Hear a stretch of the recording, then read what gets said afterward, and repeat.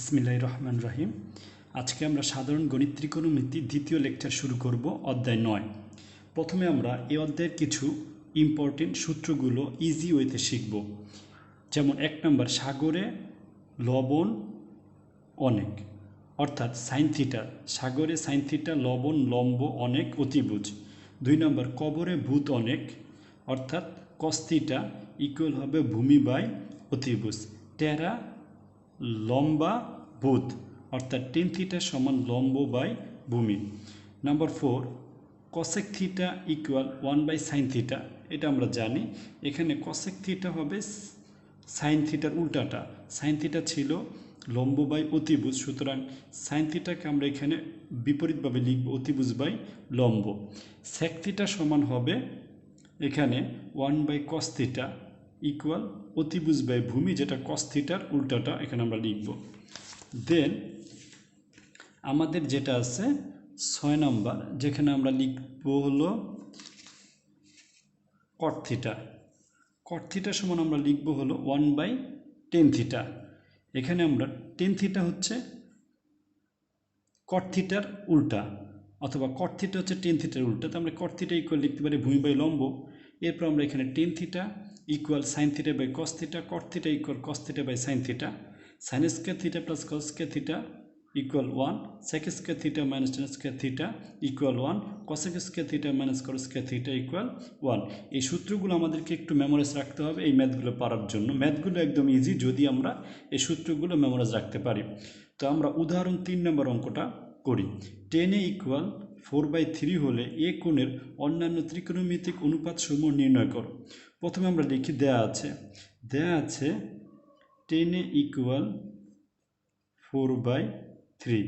তো আমরা আগে শিখেছি 10 মানে টেরা লম্বা ভূত। তো লম্ব মানে এখানে হবে লম্ব, আর ভূমি হবে 3। সো আমরা একটা ফিগার যদি আঁকি, এখানে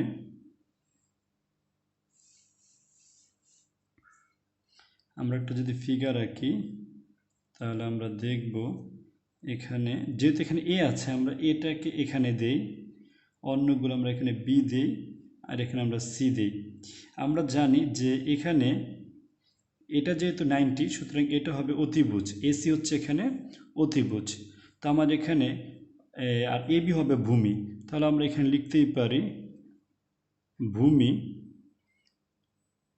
এ বি ইকুয়াল, এখানে আমরা পাচ্ছি 3। তারপর আমরা দেখতেছি লম্ব যেটাকে আমরা বিপরীত বাহু বলতে পারি, লম্ব বিসি ইকুয়াল আমরা দেখতেছি সেটা হচ্ছে কত, 4। এখন অতিভুজ এখানে দেওয়া নেই, আমাদেরকে অতিভুজটা বের করে নিতে হবে। সুতরাং আমরা এবি পাচ্ছি 3, আর এখানে বিসি পাচ্ছি 4। এসিটা আমাদেরকে বের করতে হবে। তো আমরা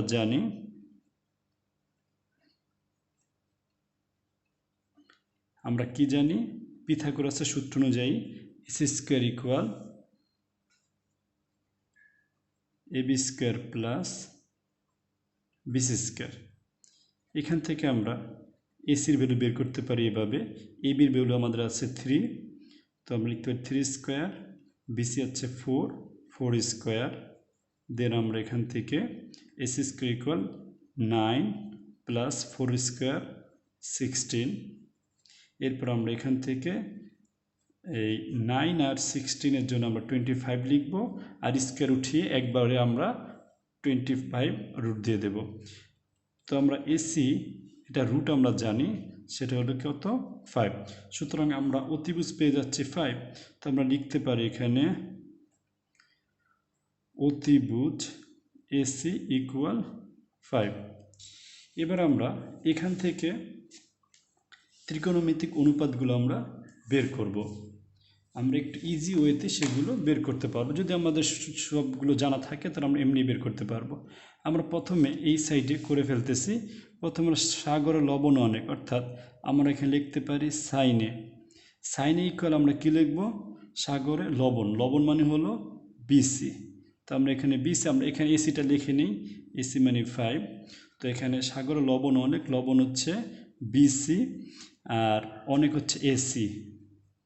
তো আমরা বিসির জায়গায় বসিয়ে দেই 4 আর এসির জায়গায় আমরা বসাই 5। এরপর আমরা কসেক সাইনের উল্টা যেটা কসেকে সেটা আমরা জানি। তো কসেকে ইকুয়াল হবে 1/সাইনে। সুতরাং আমরা এখানে যে সাইনের ভ্যালুটা পেয়েছি সেটা এখানে উল্টে লিখলে হয়ে যাচ্ছে 5/4। আচ্ছা, এরপরে আমরা যদি কজেরটা বের করতে চাই, কস এ ইকুয়াল কবরে ভূত অনেক, এখানে ভূত হচ্ছে এ বি আর অতিভুজ অনেক অতিভুজ এসি, সেটা আমরা এখানে লিখতে পারি। তো আমরা এ বির ভ্যালু বসাবো এখানে আমরা 3 এবং এসির ভ্যালু বসাবো আমরা 5। আর আমরা জানি কস হচ্ছে সেকের উল্টা, সুতরাং আমরা এখানে সেকে ইকুয়াল 1/cos এ। তো আমাদের cos এ যদি আমরা এখানে আমাদের আগেই আছে 3/4 cos, সুতরাং এখানে আমরা জাস্ট উল্টিয়ে লিখে দিলে বা বিপরীতভাবে লিখে দিলে হয়ে যাবে। দেন আমাদের ওইখানে 10 এ দেওয়া আছে, তো আমরা জানি cot a equal 1/10 A. So আমরা এখানে আমরা একটু ভাঙায় দেখাই, এতক্ষণ ধরে ভাঙিয়ে দেখালাম না, এখানে ভাঙিয়ে দেখাচ্ছি। 10 এর ভ্যালু হচ্ছে 4/3। সো আমরা এটাকে যে উল্টাই 1 লিখব, এটা যেহেতু ডিভাইড আছে ভাগ আছে, ভাগটাকে আমরা গুণ চিহ্ন দিয়ে উল্টিয়ে দেব বা বিপরীত করব। তো উপরে হবে 3, নিচে হবে 4। সো আমরা এখানে লিখতে পারি 3/4। সুতরাং আমাদের 3 নম্বর কোশ্চেনে যা চেয়েছিল সেটা আমরা পেয়ে গেলাম। আমাদের চেয়েছিল যে কিভাবে আমরা 10 4/3 হলে এই কোণের অন্যান্য ত্রিকোণমিতিক অনুপাতসমূহ নির্ণয় করব, সেটা আমরা পেয়ে গেলাম।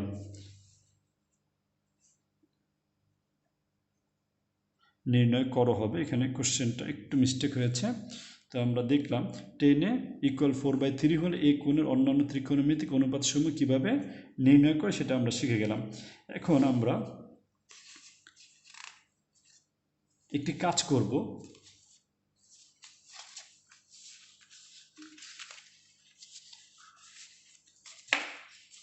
অর্থাৎ আমরা পরের যে কাজটা সেটা হলো উদাহরণ 4।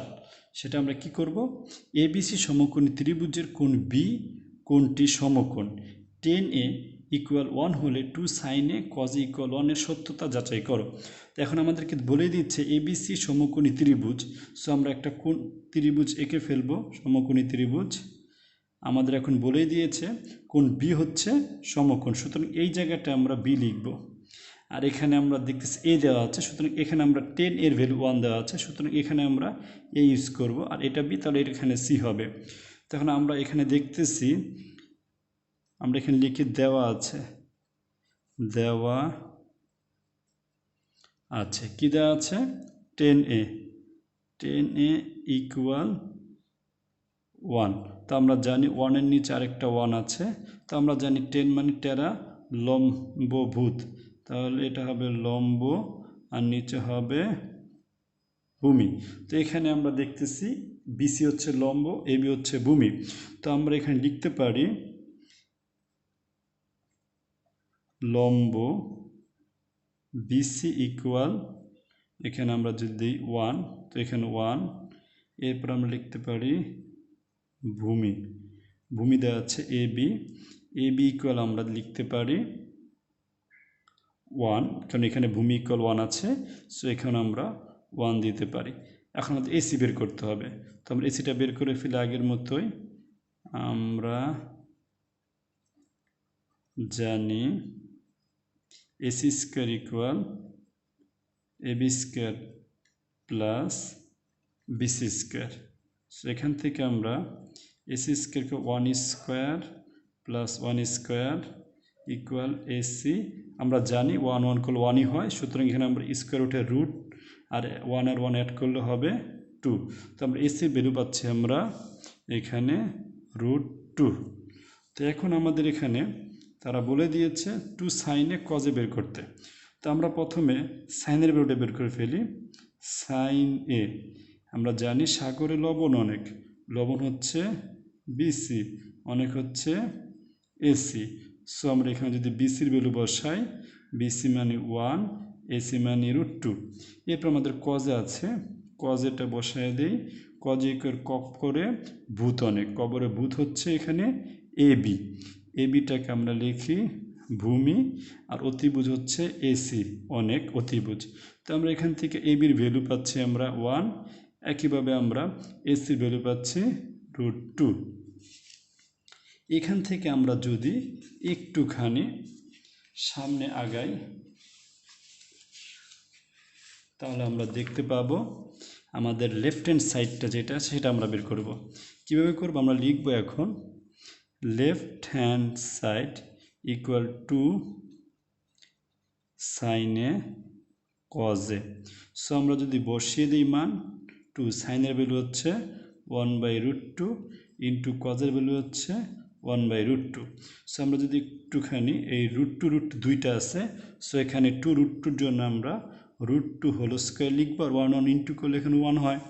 তো আমরা উপরে লিখতে পারি 2, এটা উপরেই হবে, নিচে কিন্তু একটা 1 আছে, এটা সাধারণত অদৃশ্যমান, মানে এটা থাকে না, এটা বুঝে নিতে হয়। তো আমরা 2 উপরে থাকে, 2 আর 2 ইন্টু করলে 2, আর নিচে 1 দিয়ে আমরা ইন্টু করলে এটাই হবে। এখানে √2 স্কোয়ার কাটা যাবে, থাকবে হলো 2। এখানে আমরা 2 কাটলে উপরে থাকে 1, নিচে থাকে 1, সেটা দেখার দরকার নেই, সমান 1। সো আমরা এটাকে লিখতে পারি রাইট হ্যান্ড সাইড। সুতরাং আমরা দেখতেছি left hand side equal right hand side.